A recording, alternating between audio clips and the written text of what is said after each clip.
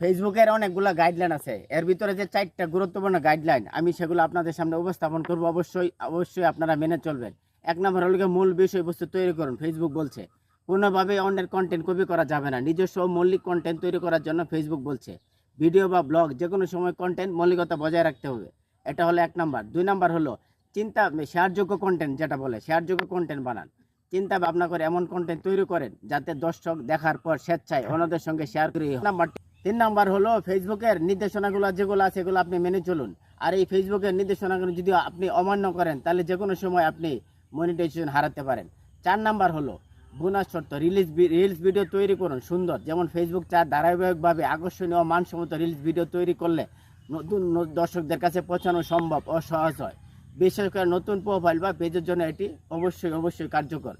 প্রিয় বন্ধুরা, অবশ্যই এই সেটআপগুলো মেনে চলবেন, অবশ্যই দেখবেন আপনি সামনের দিকে এগিয়ে যেতে পারবেন। ধন্যবাদ সকল বন্ধুদের।